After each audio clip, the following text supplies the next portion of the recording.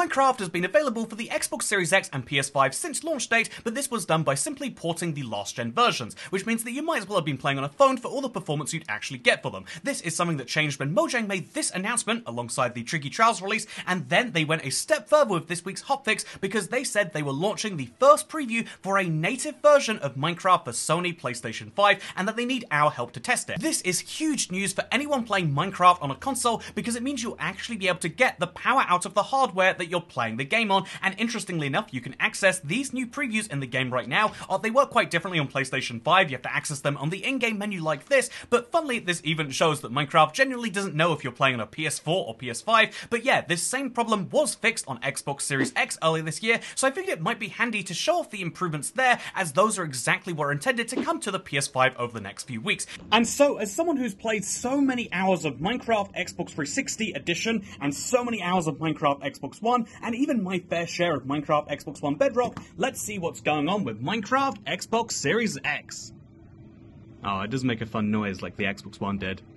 I've just been using my Xbox One for the last few years or so because of the lack of differences, but I'm excited to see what's changed. Honestly, the entire experience on the Xbox Series X, just like with my PlayStation 5, is basically the same as the last gen. I only really use this console to play Celeste and Balatro, to be totally honest with you, but you can use it to play Minecraft, and Minecraft looks exactly the same whether you're playing Minecraft for the Xbox One or Minecraft Xbox Series X. You might not have even known that it received an upgrade. The game itself won't even tell you that there's been a major change to it, because they just want you to think of Minecraft as being Minecraft. One of the kind of flaws of the Bedrock edition of the game, not having any additions be labeled, is that you don't know when you've got more performance. But we do, after this update, which apparently came out in December 2013. I haven't loaded up Minecraft on my Xbox Series X. I'll be honest, there's just not a lot of reason to these days, but maybe that changed. Let's find out in a few different segments today, as there are three main areas of complaint that Minecraft console players, myself included, have about the console experience when comparing it to that of other Bedrock platforms, and especially compared to the old, now discontinued, console edition. And that makes now a good time to remind you that Minecraft PS4 and Minecraft Xbox One were both the most advanced versions of Minecraft console edition, and are both the most advanced versions of Minecraft on console. Indeed, even when Minecraft made that press release to actually announce the native PS5 version, they did compare it to the Xbox Series S and X, and they specifically said these updates to optimization are a continuation of Minecraft's efforts to ensure a great experience on consoles while paving the way for future game enhancements. So let's see if they actually deliver by starting with the first of these three categories, which is going to be loading time. This was something which was truly horrendous when Minecraft first came out for consoles. The first Bedrock platform, Xbox, was so bad that I would have to load up Minecraft, go to another room, make myself a drink, and if I came back, maybe the game would have loaded. It was multiple minutes, and although they updated it, it still takes at least a single minute to load up Minecraft Xbox One, so let's see what it's like with the Series X. So there's three tests we're going to do here. The first is loading up Minecraft from scratch, which as you can see we're doing right now. This is just when you load up your console for the first time in the morning and you really want to play some Minecraft. How long does it take to actually be on the play game screen where you're selecting your worlds? The answer is 12 seconds, which honestly is slightly long for some games, but for Minecraft that is a 5-fold increase at the bare minimum. Very, very nice.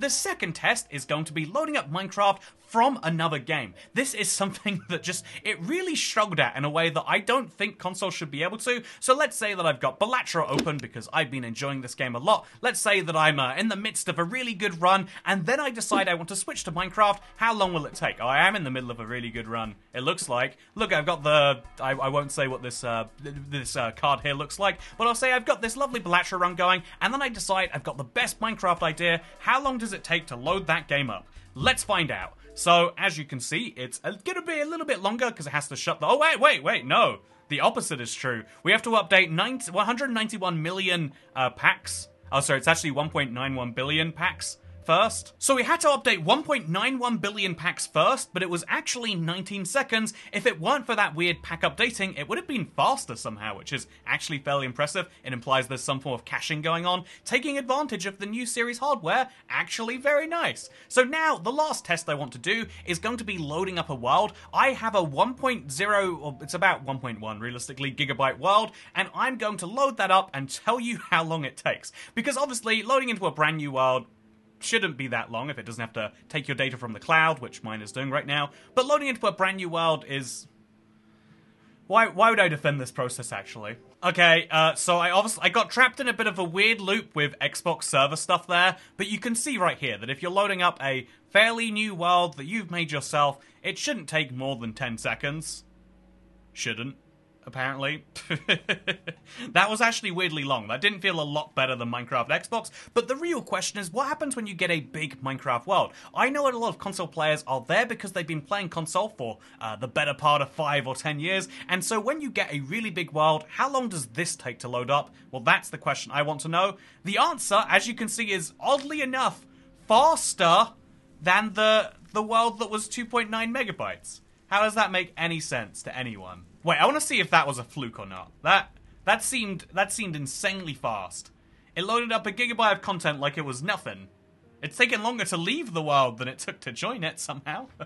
So loading times are much better on the Series X version of the game after the improvements. Actually taking advantage of the hardware means that you can load from the disc a lot faster in a way that is genuinely surprising, but it means that loading up the game is fast, loading up a world, no matter how big, is fast, and even when you're switching from another world, it's going to be pretty quick.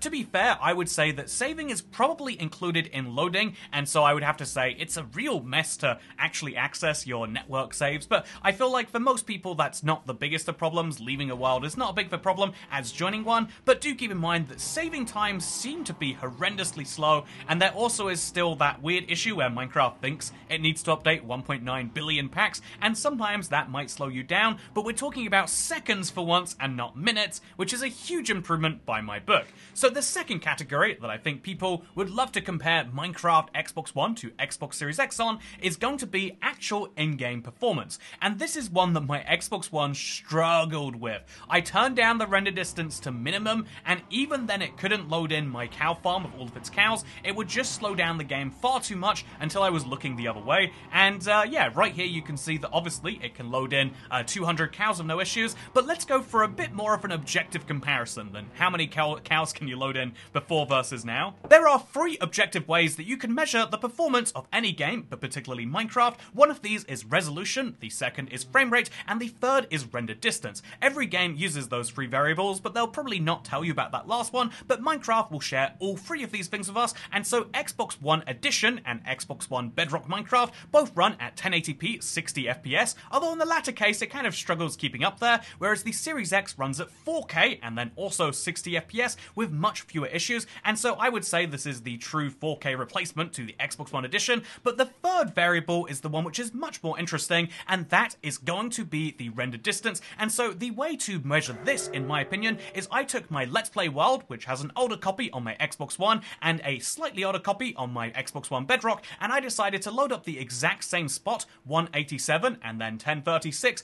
and looking over in this direction, as you can see on the Xbox One, I can see to this island, I can see the sugarcane, it's a little bit blurry over there, and I can see just in the distance there is an ice spikes biome. And then if we look on the Xbox One Bedrock version of the game, this is a preview to be fair, you can see my frame rate is about 38 FPS here, but I can see with this frame rate all the way over here, including a slightly grayed out version of my Lava Blackstone build. And so if we then compare that to the Xbox Series X Bedrock, wow, I can perfectly see that Lava Blackstone build in the corner there. I can see fairly far back, all the way to what looks like a ruined portal, but I know isn't over there, and also a fair few biomes that I just had no chance of seeing before, including my big tower with my Electro rings over there, and this is just the default render distance. I actually don't know how high it goes, but this is the one that Minecraft Xbox Series X set for me. So if we go to the video settings, we can see that this is currently a render distance of 28 chunks, but the game will let me, if I choose to do so, go all, actually it recommends playing at 36 chunks of render distance, whereas other platforms will say, please don't do this, you'll break something.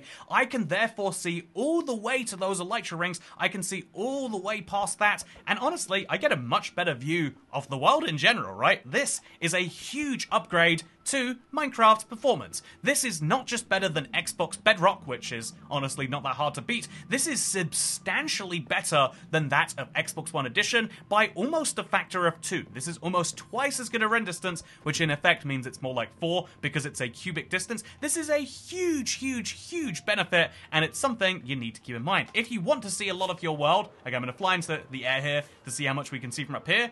If you want to see a lot of your world, this is really decent in my opinion. It's nowhere near the 96 chunks which Minecraft will give you on Windows 10, but for a console, this is better than we have seen in any of the console editions, and a lot better than you'll see on any other Bedrock platform that isn't Windows 10. I mean, try to see this much on your smart fridge, and your smart fridge will definitely become a smart oven, is all I'm saying. Anyway, with that said, now I think it's important to say that the overall wrap-up for this category is performance actually massively improved. I'm a big fan, and so there's a lot to be excited for here, for everyone besides Nintendo players.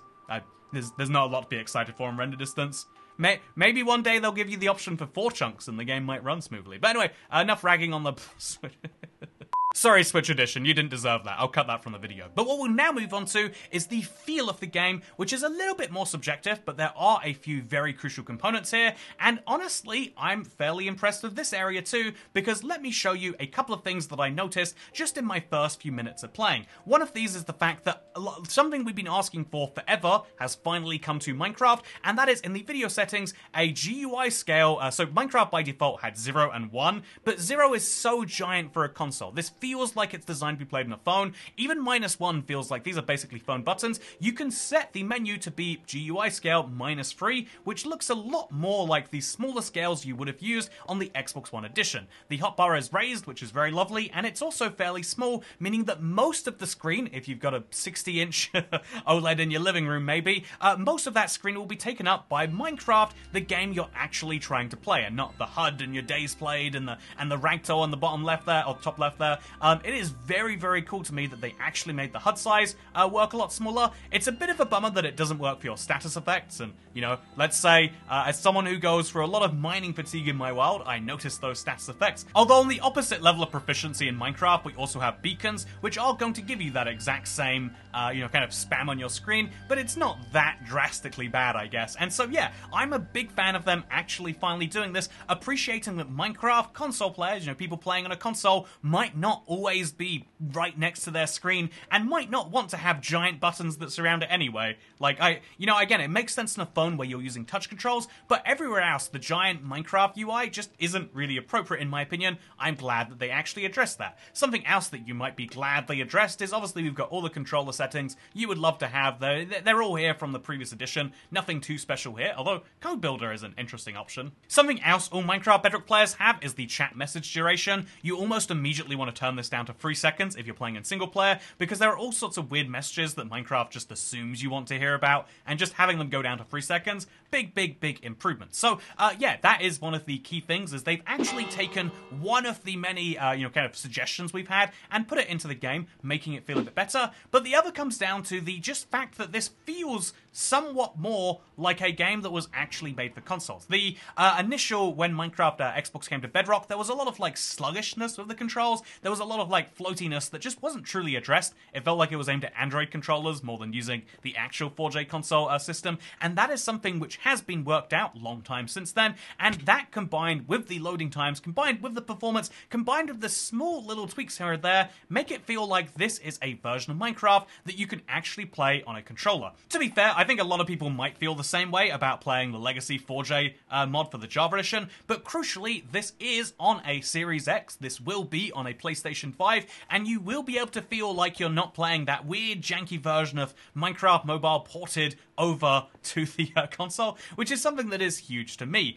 Admittedly, this is something that was always going to happen in the long run. Admittedly, there was always going to be this moment where, yeah, of course, there are so many more features that this had than console, but that is where my big complaint needs to come, because I have been very, very positive this video so far. I do think they've done a really good job on the performance aspect of the game, as well as on load times, and as well as on the small features like the UI screen, and recognizing that some people do play on differently sized screens. Really good start. However, then it has to be mentioned anytime we talk about the console versions of Minecraft, that if you are to play the 2015 version of either of these games, then you will have features which you do not have in the 2024 version. version. That can be the fairly small things like furnace minecarts, or for example, minecart speed in general is just much slower on Bedrock. They could have just doubled that and no one would mind. It wouldn't be a balance issue, in my opinion. People were still going to fly rather than using minecarts. But then there are the deeper issues like, well, obviously there's no minigames and stuff, but things like Amplified Worlds, which came out in 2014 requiring a beefy computer.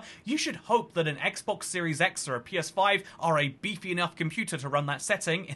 Honestly, the caves and cliffs are basically amplified for every world anyway, so why is there no amplified on Bedrock? What about custom superflats? That's such a huge one. These are world generation features which couldn't just benefit the console editions. They should be on all Bedrock platforms, but the fact that they're not on console editions alongside all of the other things I mentioned means that you can genuinely say that when you compare the 2013 or 2014 releases of Minecraft Console Edition to the 2024 recently updated version, there are still some ways that this is better. I'm glad that we've finally gone to the point where performance looks like it's balanced out. We'll see how it actually stands up against a few more years of Minecraft updates, but they balanced out the performance in a really good way, and I like that that is much better, even for worlds with a lot going on, which I would say describes mine fairly well.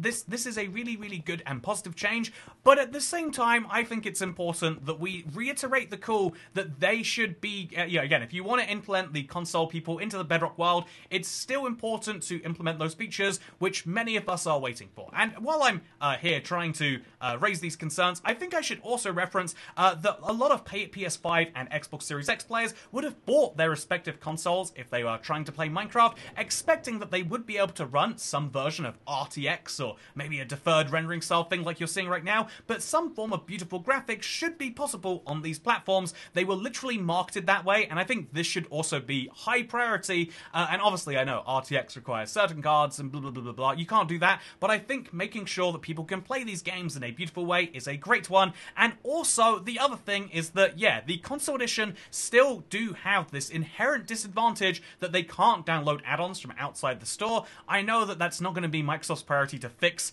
giving people access to downloading things for free rather than just paid, but I think that there should be more accommodations made for these other console features to balance that out. This is your best market, Mojang. You gotta do something about it. But yeah, the PS5 version is going to be a huge opportunity. Now that we're going to finish this nice, I guess nice, ugly, nice sandwich, I want to talk with just the last few things that I hope we see over the next few months, and that's not just the hopeful improvements to the content delivery and indeed hopeful improvements to the graphical systems whenever they implement those into add-ons, but I think there's one last thing that they need to make sure they get right, and that is PSVR support. There is Minecraft and PSVR support for the PlayStation 4, but there's not PSVR 2 support, which is weird because you'd figure it'd be the same thing, but you have to re-implement PSVR when the PSVR 2 comes out, and Minecraft hasn't done that, and so as someone who didn't know this, I bought a PSVR headset, but it's a PSVR 2 headset, and I figured I could play Minecraft with this, but no, Minecraft supports the old gen headset, but not the new gen one. Hopefully they can look into adding that, because I want to play Minecraft in VR, damn it, and I bought the cheap headset, and now I feel like I made a mistake